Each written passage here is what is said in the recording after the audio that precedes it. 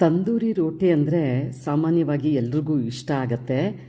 ಅದರಲ್ಲೂ ನಾವು ದಕ್ಷಿಣ ಭಾರತೀಯರಿಗೆ ಇದು ಉತ್ತರ ಭಾರತದಿಂದ ಬಂದಂತಹ ಒಂದು ಬಳುವಳಿ ಅಂತ ಹೇಳ್ಬೋದು. ಈಗ ಎಲ್ಲ ಕಡೆನೂ ತಯಾರು ಮಾಡ್ತಾರೆ, ಎಲ್ಲ ಕಡೆನೂ ಇದು ದೊರಕತ್ತೆ. ಮೊನ್ನೆ ನಮ್ಮ ಸ್ನೇಹಿತರ ಮನೆಯಲ್ಲಿ ಊಟಕ್ಕೆ ಕರೆದಾಗ ಅಲ್ಲಿಯೇ ಈ ತಂದೂರಿ ರೋಟಿನ ಮಾಡುವಂತಹ ಒಂದು ಸೆಟಪ್ ಮಾಡಿದರು.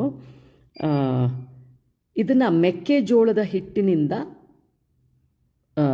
ತಯಾರಿಸ್ಕೊಂಡು ಅದ್ರ ಜೊತೆಗೆ ಪುದೀನ ಹಾಕಿ ಬಹಳ ಆರೋಗ್ಯಕರವಾದಂತಹ ರೋಟಿಯನ್ನು ಮನೇಲೇ ಮಾಡಲಾಗ್ತಾಯಿತ್ತು. ಕೆಂಡ ತುಂಬಿದಂತಹ ಮಣ್ಣಿನ ಮಟ್ಕೆ ಇದು.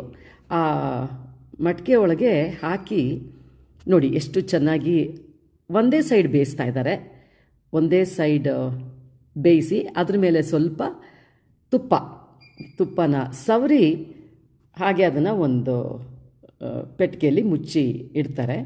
ಒಬ್ಬೊಬ್ಬರು ಸುಮಾರಾಗಿ ಒಂದು 4-5 ರೊಟ್ಟಿನ ಆರಾಮಾಗಿ ತಿನ್ನಬಹುದು, ಅಷ್ಟು ಚೆನ್ನಾಗಿ ಅಂದರೆ ತಾಜವಾಗಿರುತ್ತೆ. ಆಮೇಲೆ ಅದರ ಒಂದು ರುಚಿ ಕೂಡ ಮನೇಲೇ ಮಾಡಿದ್ರಿಂದ ಯಾವುದೇ ಎಣ್ಣೆ, ನೀವೇ ನೋಡ್ತಾ ಇದ್ದಾರೆ, ಯಾವುದೇ ಎಣ್ಣೆನೂ ಹಾಕ್ಕೊಳ್ಳದೆ ಮಾಡಿದ ನಂತರ ಸ್ವಲ್ಪ ತುಪ್ಪವನ್ನು ಹಾಕ್ತಾಯಿದ್ದಾರೆ ಅಷ್ಟೇ. ತುಂಬ ರುಚಿಕರವಾಗಿತ್ತು.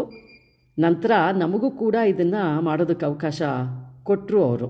ಹೇಗೆ ಒಳಗಡೆ ಕೈಯಿಂದನೇ ಅದನ್ನು ತಟ್ಟಿ ಅಲ್ಲಿ ಬೇಯಿಸೋಕ್ಕೆ ಇಡೋವಂಥದ್ದು. ಈ ಅನುಭವ ನಿಜವಾಗ್ಲೂ ಬಹಳನೇ ಚೆನ್ನಾಗಿತ್ತು. ಬಂದಂತಹ ಎಲ್ಲ ಅತಿಥಿಗಳು ಕೂಡ ಇದನ್ನು ಬಹಳ ಆನಂದಿಸಿದ್ರು. ಇದ್ರ ಜೊತೆಗೆ 2-3 ಬೇರೆ ಕರಿಗಳನ್ನ ಅವ್ರು ಮಾಡಿದರೂ ಸಹ ಇದನ್ನು ಬರೀ ತುಪ್ಪ ಹಾಕ್ಕೊಂಡು ಚೆನ್ನಾಗಿ ತಿನ್ನೋದು ಕೂಡ ಒಂದು ಒಳ್ಳೆ ಮಜಾ ಬಂತು.